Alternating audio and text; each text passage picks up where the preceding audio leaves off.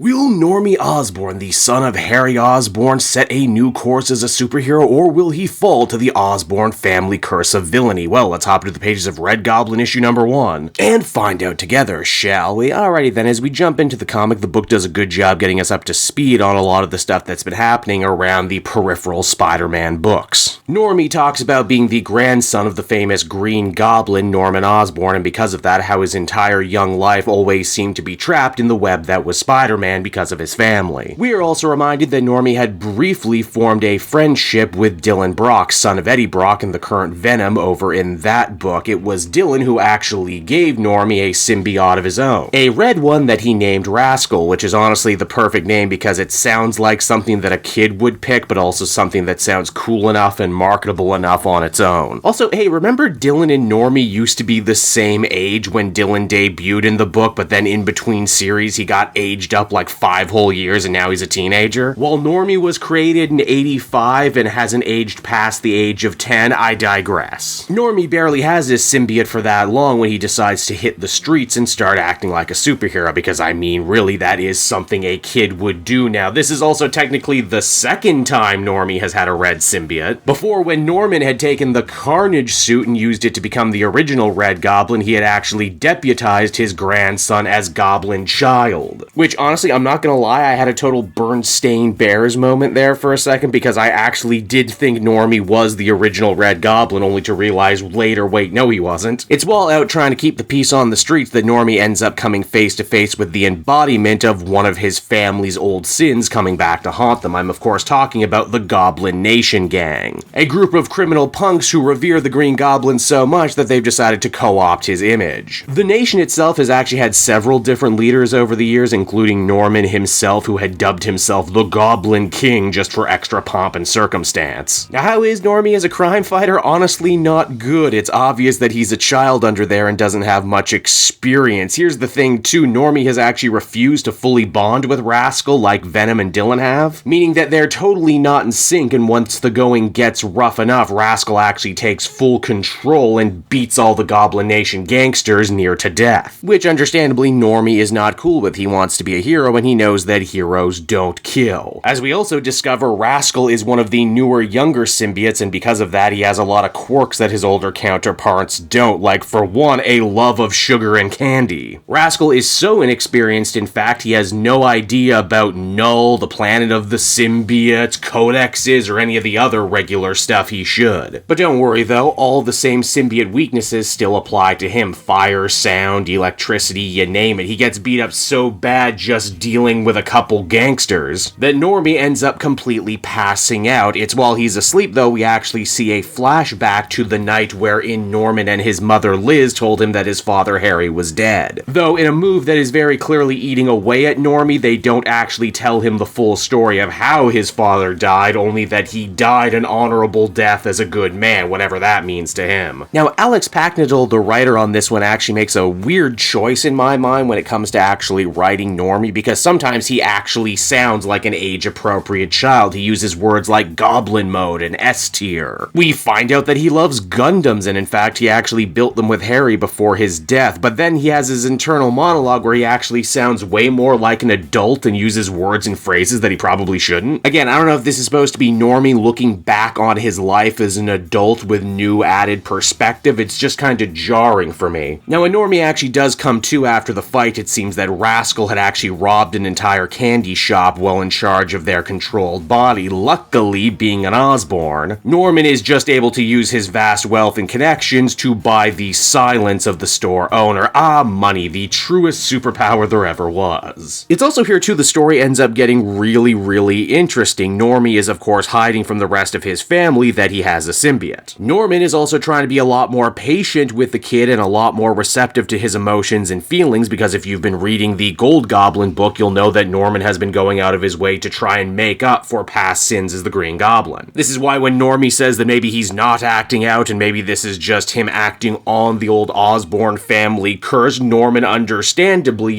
takes issue with that. We're also reminded too that while Normie lost his father, it's his half-brother Stanley who is now officially an orphan, with Harry dead and his mother Lily Hollister also dead. Wow. Normie will be grounded obviously, but Norman still wants to try and end things on a good note, out in hopes that he'll see Normie attending the grand opening of the Harold Osborn Rehabilitation Center later that night. Now from there we transition on over to the sewers, where we see the brand new mysterious leader of the Goblin Nation. Apparently he's re-envisioned the group as some sort of cult. Moreover than that, the mysterious hooded leader of the nation views this attack by the brand new Red Goblin as an attempt by Normie Osborn to destroy the nation once and for all, to cut himself off from their legacy of evil in a brand new attempt to reboot his image as a good guy and a hero. Something that they very much refuse to let happen, even if that means having to kill the man who spawned them. After all, many great nations ended up eating their founders. Now once he's finally back home, Normie and Rascal end up having it out, and I gotta say, the symbiote actually does work really well as an allegory in this situation. Basically, Rascal represents a lot of really negative coping mechanisms that Normie is developing after the death of his father, but he's also kind of like having an imaginary friend or a dog or a way to actually disconnect from all of his problems. Another interesting thing about how Normie is written here too is that the writer really isn't afraid to make him act like a little asshole. And I mean, he is an Osborn after all, and a lot of that bad behavior is certainly learned. He really lets his mother Liz have it by saying that I guess all the problems they have right now must be hard for her, because this isn't just one of those things she can just throw money at and hope it goes away. Liz's inclusion here is also pretty interesting as well, because she is actually a minor antagonist over in that brand new Venom series as well, meaning she's super connected to the world of symbiotes at the moment. Eventually, the dysfunctional Osborn clan does actually make it to the big rehab center opening, and Osborn himself gives actually a really solid speech. He says that his son Harry was one of the strongest people he ever knew, mainly because he wasn't afraid to fight his personal demons, including drug addiction, while Norman himself still very much feels the pull to fall back into old habits. But that he wants to be strong and resolute and ask for help, if only to try and make life better for his beloved grandchildren. And because comic books love irony, it's at that very moment this nice speech ends up getting interrupted by an exploding pumpkin bomb and the Goblin Nation rushing the stage to kidnap Norman. Normie actually thinks this would be a perfect time to come out to his mother as the brand new symbiote superhero Red Goblin. Unfortunately, him and Rascal had a fight and he got the suit to stay home. Damn.